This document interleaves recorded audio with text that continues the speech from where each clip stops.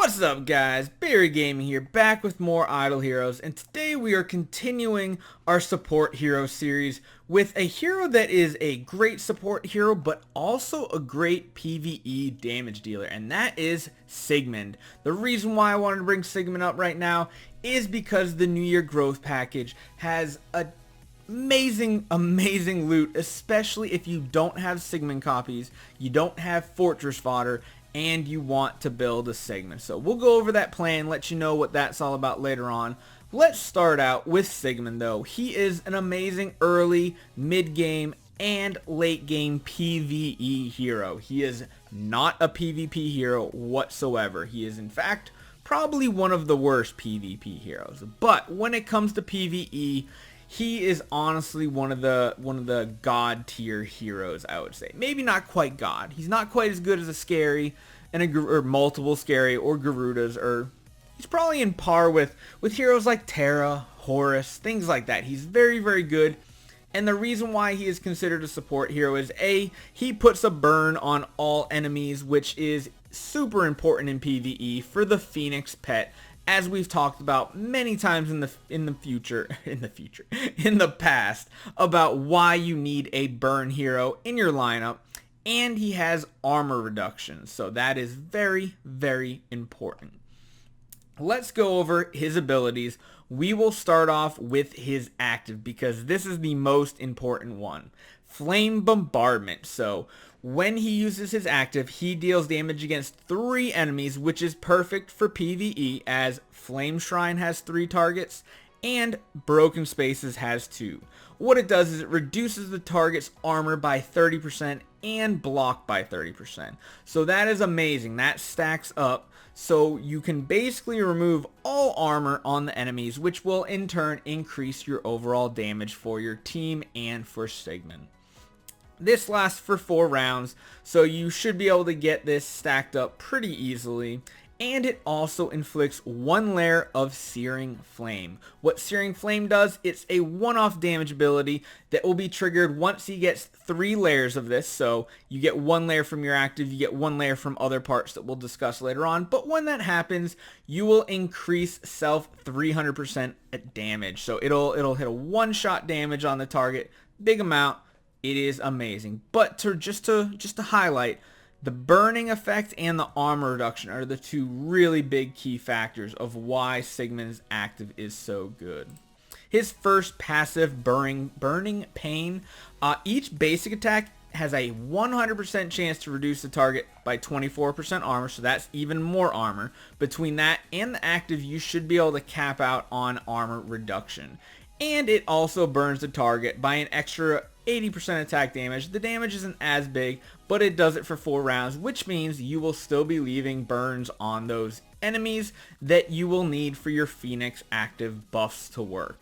It also causes him to increase his self by 80% of damage against burning targets, so having a basic round 1 followed by an active round 2 just means nice big ol' damage numbers.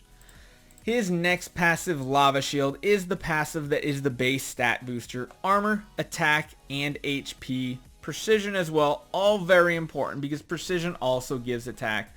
Very good stats for Sigmund in PvE. His last one, Burning Counterattack. When he is attacked, he increases his self 15% control immunity for 2 rounds. So that's really good if he keeps getting hit over and over. There's no chance he's going to get CC'd. If attacked by an enemy with lower armor, which is honestly majority of the time, he has one of the highest armors in the game, if not the highest. I have not checked in a while, but it used to be that way.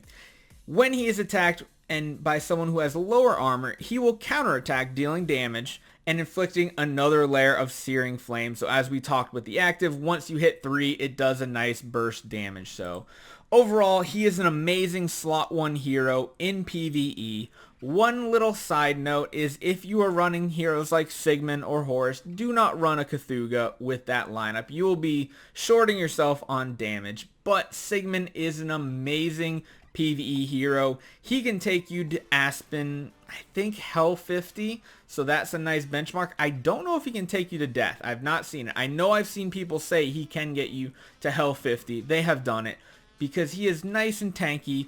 He doesn't have any self-sustained heals, but with the resilience active or enable at E3, it is perfect. As far as gearing go, honestly, just full 6-star gear or warrior set is really good for him. If you want to maximize him in PvE, use either the weapon or the necklace, the accessory slot, and use 3-piece 6-star. As far as Soulstone goes, if you are building him for PvE, honestly, I think what I've seen the best for him is a straight attack stone.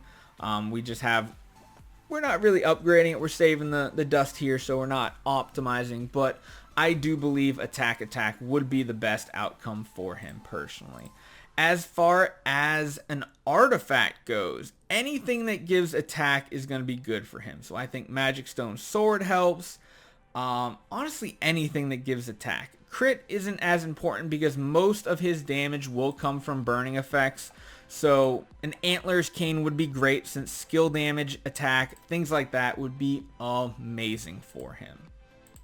As far as enables go, when it comes to PvE, most of the time you're going to want to run 2-2-3-2-1.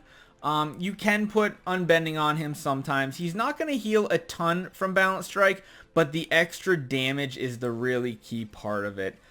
He does require a healer most of the time on your team. Not always, but most of the time. Especially early game, he can be an amazing slot 1 tank for you. When it comes to skins, he only has one, but it is an absolutely amazing skin. It gives attack, it gives HP and armor, all amazing stats for him. But I absolutely love how he looks with this skin. Not a fan of the base look. I'm not saying he's bad, but he looks a lot better, doesn't it, guys? But overall, he's an amazing hero, and the reason why I wanted to bring this up this week is we have the New Year growth plan going on right now. So you have all these basic rewards from doing, just generic stuff. It's just very basic. But if you guys have not noticed, you can click the little drum right here and it shows you what the plan will give. We have not bought it yet. Still contemplating it because I would love to get this barrier right here. This is very, very good for my Unimax, I think, right now. But if you get it and complete everything by the end of the month, you're going to get 3 hero copies of Sigmund and the skin. Right there. 3 copies. If you've never gotten a Sigmund before, that means you can make a 9-star. A 9-star Sigmund is perfect for support and would be great on a new account as well. They also are giving you 2 dummies, 2 6-star dummies, which will help get you to that 9-star. Of course, if you want to take them to 10 and above, that's on you. But they also give you plenty of Fortress fodder between Iron Bambi, which you need to make the 6-star Sigmund, and tons of just more fodder. You'll get a ton of gems. You'll get 50 relics, which is almost another copy of Sigmund. And you get the Buried Destiny, which is not that bad of an item. It's not for an offensive Sigmund. It's more for defense. But it's pretty much the same as Fearless Armor, except you get that bonus Fortress 18% health. Makes him super tanky. Really good. Overall, I think this is an amazing deal. If you're looking to spend a little money on the game, especially early game, and you want to build a nice support core for your first E5, Sigmund is definitely a good way to go.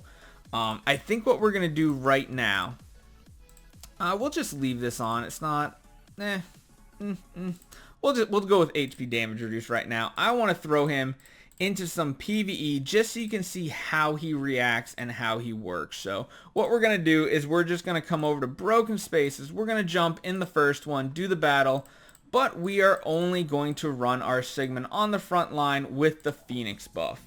So let's jump into it, slow it down so you get to see how his abilities interact. So his basic attack right there, his counter attack lowers the armor and puts a burn on the target. So he does the basic attack there. Man, the animations are so fast, active right there.